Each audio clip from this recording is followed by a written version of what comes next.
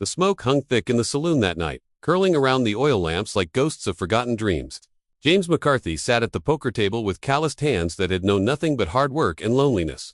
At 43, his weathered face told the story of a man who had built his ranch from dust and determination, but his eyes revealed something deeper in emptiness that no amount of cattle or land could fill. Across from him sat Harold Brennan, a wealthy merchant with cruel eyes and a sneering mouth.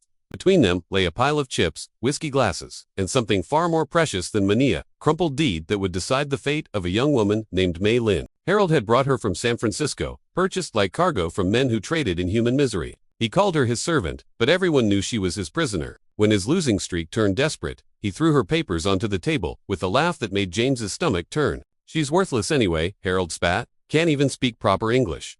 You won her, McCarthy. Win this hand, and she's yours."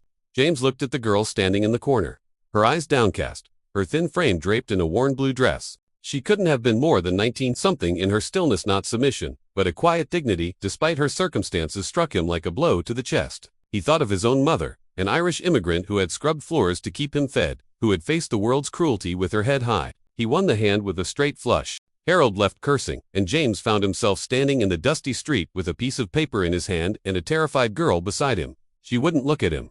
He could see her trembling in the cool Montana night. "My name is James," he said softly, removing his hat. "I have a ranch about 10 miles north. You'll have your own room. You don't have to be afraid." He paused, searching for words that might bridge the chasm between them. "You're not property. You're free. But if you need a place to stay, a place to be safe, you're welcome in my home." May Lynn's eyes lifted for the first time, searching his face for the lie, the trap, the cruelty she had learned to expect. But she found only an awkward kindness, a gentle honesty that made her throat tight with an emotion she'd almost forgotten: hope. The first weeks were silent. May Lynn moved through the ranch house like a shadow, waiting for the other shoe to drop, for James to reveal his true intentions. But he only worked his land, cooked simple meals, and spoke to her with a respect she'd never known. He set up a small bedroom for her with a lock on the inside of the door. "For your privacy," he explained, "so you always feel safe." Slowly, words began to flow between them. Her English was better than Harold had claimed, and James proved a patient listener.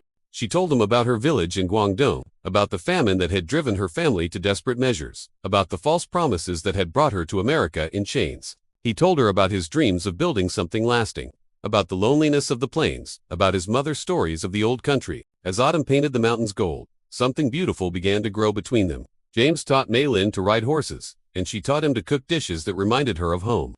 She mended his clothes with delicate stitches that transformed rough fabric into art. He built her a garden where she could grow the vegetables she missed, ordering seeds from San Francisco at considerable expense. The town noticed, of course. Whispers followed them to church, to the general store, anywhere their worlds intersected with the broader community. Some looks were curious, others hostile. But James had never cared much for others' opinions, and May Lynn had survived worse than gossip. One winter evening, as snow fell softly outside and firelight danced across the walls, James found May Lynn crying over a letter from San Francisco. Her younger sister had been located, trapped in the same cruel trade that had ensnared her. "How much?" James asked simply.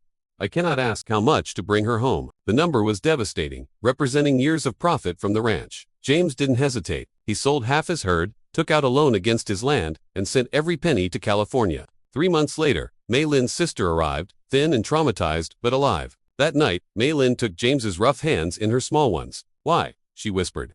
"Why would you sacrifice everything?" James looked at this woman who had transformed his empty house into a home, who had brought light into his solitary existence, who had taught him that love wasn't about ownership but about seeing another person as full humanity and choosing every day to honor it. "Because you're not just free," he said, "you're cherished, you're valued, you're loved. And love means we carry each other's burdens, we fight each other's battles, we become family." Tears streamed down May Lynn's face as she embraced him, and in that moment, two lonely souls found what they'd been searching for all along: not rescue, not salvation, but partnership. To people who had been discarded by the world, finding infinite worth in each other. They married in spring, with her sister as witness and wildflowers in May Lynn's hair. The ranch flourished under their shared care. They built not just a home, but a refuge for others who needed one, a place where worthless meant priceless, where love conquered cruelty, and where two broken hearts became whole.